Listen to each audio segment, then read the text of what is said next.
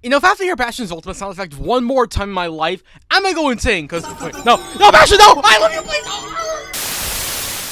Hello and welcome back to SKZ Talks Animation. Sure, talk about animated TV shows, cartoons, movies, or really, whatever I'm talking about, because animation is my heart and soul, because it's awesome and great. And today, we're taking a break from the Bugs Bunnies and Pixars of the world to talk about something a bit more adjacent, but still kind of its own little thing, that being the elusive video game cinematic. I love it, but specifically ones from Overwatch of all games, because back when Overwatch was coming out in 2016, they released a handful of shorts to not only advertise the game itself, but show off the characters, the locales, the world, and the whole lore of the Omnicrisis and Talon and all that, which honestly, as someone who's only been playing the game for 3 years, I kind of really love just how in-depth they went with the world for a time, and I really love seeing all the unique characters and how they interact. But specifically, we're going to be talking about Bastion, my favorite GOAT, my guy, I love him, he's great.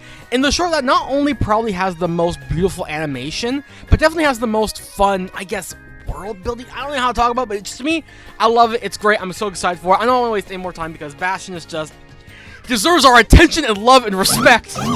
Let's talk about 2016's Overwatch short, the amazing, the awesome, the Last Bastion. This really does feel so weird watching this because I didn't really actually play Overwatch 1 when it first came out. Like, I knew about it, I had friends who played it, but me personally, I don't really know why I played it. It looked cool. I was really wanted to try it out, but I just never did. I don't know.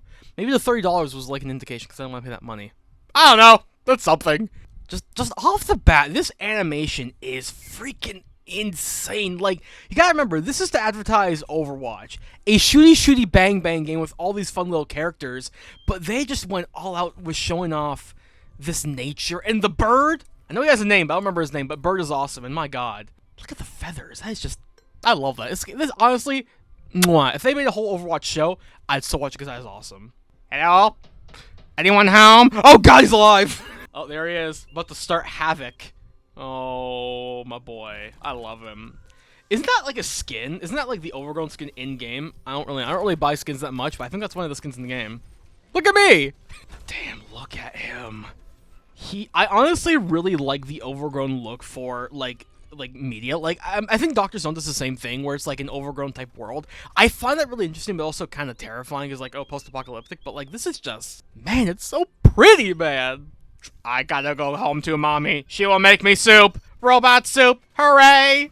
I'm seeing immediately that, like, I'm of the opinion that you don't need dialogue to make a good short film, as long as you have visuals and great music, and you show the character emote in a unique way, you can make a great short film. And even though Bastion doesn't have any face, you know what he's feeling, and I just, like, he's such a fun character. I don't care if his ultimate's annoying in the game. He's such a fun character. I love him to bits. I know that Blizzard does keep making these occasionally, like they did one for Kiriko and Sojourn when Overwatch 2 came out, and even still they do still kind of do them nowadays, but like, these Overwatch 1 shorts were so unique for the time, and because they are released them all on YouTube, they're all on YouTube, you can watch them all in there, they're on the YouTube channel in full HD, which is great, but like, man, these things are special. I haven't watched all of them, I still have to watch like the Hanzo one and the Reinhardt one, but like, the Bastion one specifically, oh man. This and the May one, they hit the heartstrings, man. They're so good. He's made his little animal friends. I love him. Oh my god, he's so cute. He has a little bird. Little bird is his little best friend. Oh, that's cute. Oh. oh, I see Woody Woodpecker, the worst character in all of media. Actually, I don't mind Woody Woodpecker. He has great shorts, but his movie was terrifying. I don't know. Maybe I'll look at that one day. Oh shit! Oh my god! Oh boy! He just goes on at it. Holy crap, wow. Now that transformation was sleek as hell though. Holy crap, Ash. You go, man! I've destroyed my best friend's home! Like, Jesus, the bullet casing to make a new home. It's fine. I'm feeling the emotions. He's not even said a word. He just beeps and boops, and I'm just like, oh my god. This man. When I play Overwatch, I usually play Bastion, Torb, or Symmetra. When I play Damage, I usually play all the roles, but Damage is my favorite. Bastion is just such a joy to play with. Even though he can be a bit annoying at times, like, look at him! He is a sad little... I love him. He's so cute. The colors on the leaves are so vibrant. I love this green. Is that Numbani? Stay away from Numbani! Stay away from Numbani! No! No, thank you! Oh, that is a screenshot. That is wallpaper worthy right there. Oh my god. I actually might do that. Like, this reminds me a lot of the Xenoblade 1 and 2 and 3, like, backgrounds where it's, like, just a Monado. Oh my, I love that. His brother, Clarence. and Charles and Tommy. They're all dead. Oh no. Oh no. Oh, he has traumatic flashbacks. Oh my god. Yo. Okay, this is kind of rad. I know the logistics at Blizzard with like some bad employees kind of didn't make an Overwatch show happen, but like imagine if we got this. This is your opening shot for episode 1. Imagine. That'd be amazing. Hella sick, man. I can feel the suspense. This is insane. This is gorgeous. Like, I just can't get over the fact how crazy this is. This is to advertise the game. But no, we're gonna build some lore around it, not just, oh man. It's so cute. If they ever gave Bastion an actual voice, I would, no. His beeps and boops are too iconic. I love him to bits for it. I like to see a Torb Bastion spinoff. Torb and Bastion, excellent adventure. I like it. You see, it shows that anyone can make friends, even if it's with a bird. I love it, man. You know what? Despite its problems, Overwatch is still fun enough. And Bastion, he is my goat. Yeah! Welcome to the forest! Haha! I don't know. Canada, maybe? Sure, why not? Oh, that was great. Oh man. I love you, Bastion. Never change. But get a better ult, though. That might help. I think we can all agree that video game commercials are freaking awesome. Like, even though they only are there to sell a product, sometimes the ingenuity and the imagination for them can just be sometimes better than the actual game itself in some cases. And over the decades, we've gotten some fun ones, some crazy ones, some insane ones, some boring ones. But overall, the spirit of the commercial has been alive, and honestly, just tracking their evolution I think is really interesting, from not showing any gameplay at all to being full-on cinematics. So, I want to take a small moment and talk about an abridged version of what I think are the 4 main video game commercial eras. It's nothing concrete. This is my own personal thing that I want to talk about because I think it's honestly very interesting, and honestly, tracking the evolution is just fun, and plus I'm autistic, so I'll latch on to anything like this. So, let's talk about some game commercials. So starting off, we have the first era, which I dubbed the skit era, from Atari 2600 in 1981-82 to the SNES in 1991. Now, what I call the skit era is mainly because back in the day, whether it be for arcade games or even the NES or Master System, games really kind of looked really primitive. I mean, yeah, there were some great games that definitely were the stars of their systems, like, Mario Bros. 1, 2, and 3, Metroid, Sonic the Hedgehog, Legend of Zelda, Contra, Castlevania, Echo the Dolphin, frickin' Columns. There are some great games that really did show off the power of their systems, but most of the time, the games they would show off weren't necessarily as cool as they were on the box art, because the NES specifically had a ton of bloat and shovelware that really did not live up to what was on the box or the commercials. So what did they do? They decided to go ahead and make these commercials as skitty as possible. You name it, from a disembodied voice propelling a person's car in pole position. No, you're not! You're gonna play pole position!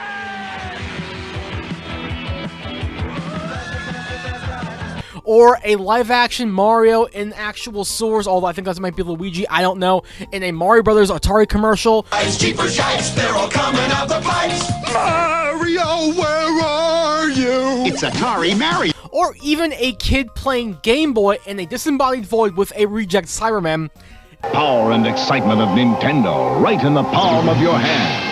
It was fun just to see the imagination, and while there were some ones that definitely threw the ball, like the Mario 3 commercial with the whole people around the world, that one was really cool, but then you also got the Zelda rap. It's the Legend of Zelda, and it's really rad. Those creatures from Ganon are pretty bad. Octoroks, Tektites, Levers too. But with your help, our hero pulls through. Yeah, go Link. Yeah, we'll let this happen. But either way, just seeing what they were able to do with limited game footage and limited knowledge about games was really interesting, and it really did help pave the way for the coming decades and how they could, at some points go further along with the game footage, but at this point it was pure imagination to show, hey, games can be cool, games can be fun, and how wacky they can be. So I like it, I think they're funny, and sometimes I look back on these skits and be like, wow, they really were going out there with these things. Like, man, that cliffhanger commercial from the 90s? This, you gravy sucking dog! That was out there. The second era, which by far in my opinion the longest, is the gross and edgy era. From 1992 with the SNES all the way up until I think the Xbox 360 in 2006. Now why is it such a big era? Because basically that casts from the whole branch of the 90s to the mid 2000s. Well, I want to say that because the 90s was a big changing area for games, because not only did we get from, you know, great 2D, we got the 3D, we got full motion video, we got CDs, we got FMVs, local and online multiplayer, some great new things with mobile games, and pretty much technology was evolving at a really rapid rate, and we got so many franchises coming up, like, you know, we got the first 3D Mario and Zeldas, some best 2D games, Donkey Kong Country, we got Earthbound, we got, you know, Crash Bandicoot, Spyro the Dragon, Resident Evil, Ridge Racer, Mario Kart, Pilot Wings. We got so much fun content that really helped evolve the shape of the gaming landscape, and because of that, while the games were getting better and better, they had to find fun ways to do and advertise better and better, and these commercials were wild. From an old fat guy exploding while eating a bunch of food for Yoshi's Island. Super Mario World 2, only on the Super NES. Okay, to a kind of creepy bus driver squashing Pokemon to a Game Boy Advance for Pokemon Red and Blue. 150 Pokemon.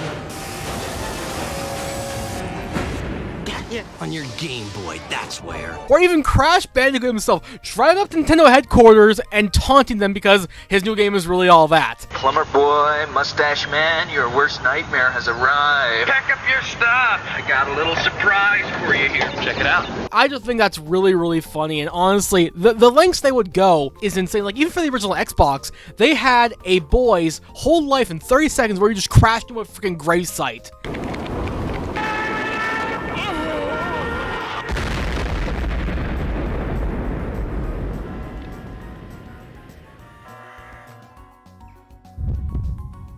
That's insane! Or even friggin' Smash Brothers, where they'd have all the guys walking around happy peacefully, then suddenly they would snap and they would fight each other on the ground. Or, heck, even Banjo-Kazooie, where Banjo just flats and dies. These commercials were literally insane, and I cannot imagine what crack they were on in the 90s, because they went friggin' insane with the creativity, because not only, you know, we had new franchises, new technology, and it was just flat out insane. And honestly, I wish I was there for it, because I was born in 2000, so I was after that, the big boom of the 90s, so I wish I could there. But hearing from other people how the commercials in the 90s were and how insane they were, especially the magazine ads, because those PlayStation magazine ads, oh my god, they were something. Holy crap. The point being, I love it. They're great. Even though they might be a bit crazy and gross from today's standards, to me, they're so darn weird. I love them for it. Next, we have what I dub the corporate era, from 2007 with the Wii to around 2014-2013 with the PS4. When I say corporate, I mean this is when the ads started to get a lot more, I think, sanitized in a way, because while we had in the early 2000s, we had, you know, babies using their minds to control PS3s or doing some crazy stuff like that. When 2006 came around with the Wii, you know, I think it really all started with the "We Would Like to Play" ad for the Wii, and those are great ads. I love seeing those two guys popping in their Mini Cooper just going up to play Wii with guys. I love that. That's great. But then you got around to having like Aaron Paul advertising the Xbox One, or some kids being all like, "This is why you should buy a Wii U," or everyone's favorite, the Amiibo commercial. Another Amiibo. A new challenger approaches. Pikachu.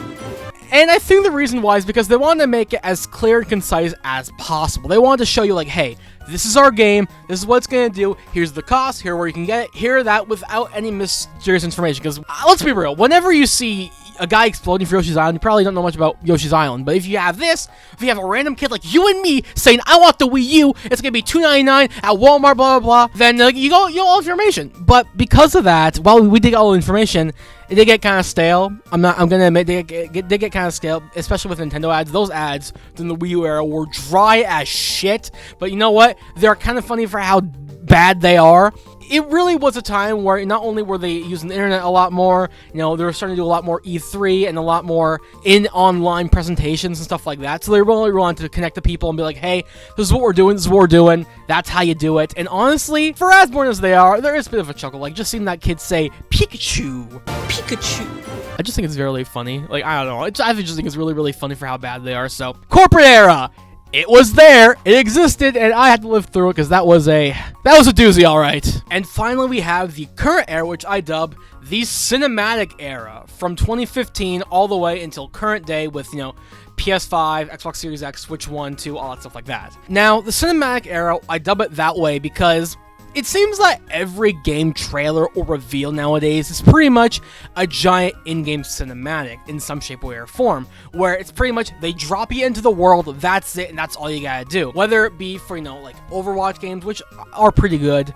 You know, we got Death Stranding, we have Pragmata, even, you know, Monster Hunter Wilds had some stuff like that. These are games that pretty much showed you just the game, which in some instances is great. We got to a point where video games can look so good now that just showing a guy running around with a cloud sword to advertise Final Fantasy VII Remake is not going to do the same effect as just showing the game itself. And honestly, I agree with that. It gets to a point where a lot of games, specifically during the Game Awards, where you get, you know, you see a trailer for, you know, Star Wars Episode 1 Racer, or you get to see a new game, a new fantasy game, or a new space game, where they kind of look really the same. And I'm not saying that's a bad thing. You know, you can do a lot with, you know, sim environments, especially space. Whenever you get two games and they open the same way in like Dark Void of Space, it gets to a point where it's like, I would prefer a nice little Arsala or a Fat Man eating a watermelon for Yoshi's Island. I'm just saying. There are really some good ones. I will say, the Overwatch cinematics, I think, are really, really great. And even some of the stuff they showed off for Final Fantasy VII Rebirth, I think are really, really cool. Just showing that opening section was amazing. And even, I will say, Death Stranding,